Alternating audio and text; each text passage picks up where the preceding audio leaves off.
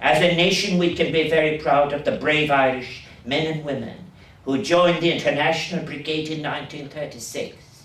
May I commend you, therefore, for the work you do in keeping alive the memory and the values of all those who bravely fought for freedom everywhere, as they put it, on the battlefields of Spain almost 80 years ago. Caramila Mahaki Galea, viva la Quinta Brigada!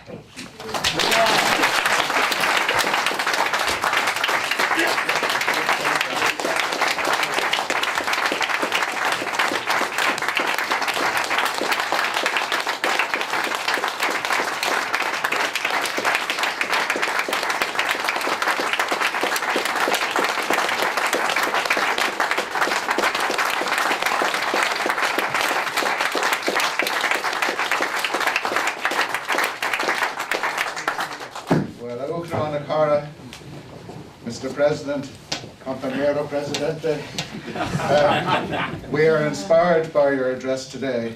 You have kept the honour of Ireland's flag flying high, as you have always done, because in your passing references to Bob Doyle, it was you who personally launched Bob Doyle's memoirs here in 2009. So you have been continually associated with us, as you have been associated with causes of international solidarity, including the defence of the democratically elected government of Nicaragua.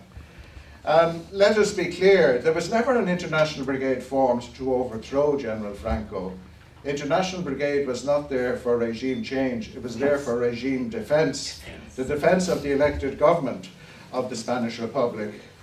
But in the zeal for a regime change that now permeates the world, we are in fact in the cycle of many wars, and we know the stand that you have taken for peace. We know in the cycle of a quarter of a century that is now developed out of Operation Desert Storm and the first Iraqi war, we know the stand that Sabina took, and I'm pleased she was present here, because I remember when she was debating the Operation Desert Storm and the horrors of that war and the photographs of dead soldiers in the desert. There was an armchair general columnist who debated with Sabina and said, "I had a good war, Sabina." Now, nobody who fought in the National Brigades talks about having a good war. They talk about fighting the good fight, because if reference was made by the President to Frank Edwards, who in Even the Olives Are Bleeding said his experience of war gave him an abiding hatred of war. That is why so many veterans of the Abraham Lincoln Brigade, for instance, were also active members in Veterans for Peace. So in this atmosphere of spiralling towards greater international conflict, it is wise to remember what the International Brigade stood for.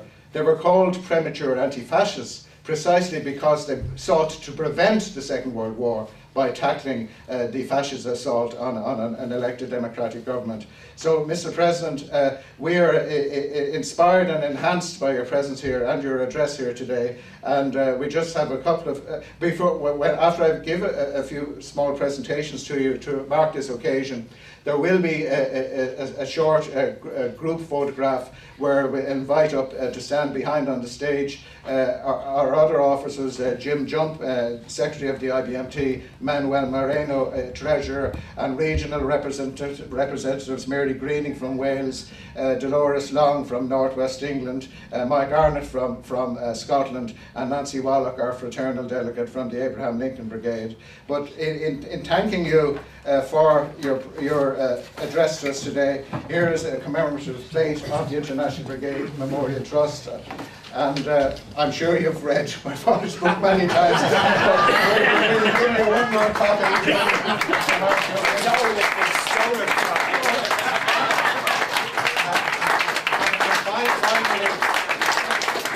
A publication, Poems for Spain, edited by our secretary, Jim Jump, which includes poems by his own father, James Jump, who fought with my father in the Battle of the Ebro, and includes the aforementioned Charlie Donnelly and Tom O'Brien, whom you mentioned, and Ewart Millen. So there's a presence of both British and Irish poets in this particular volume. And again, thank you again, Mr. President.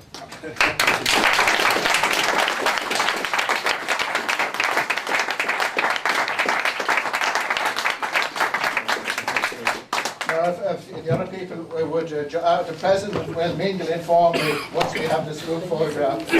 And you stay sitting down, the people will come up that have asked to join us.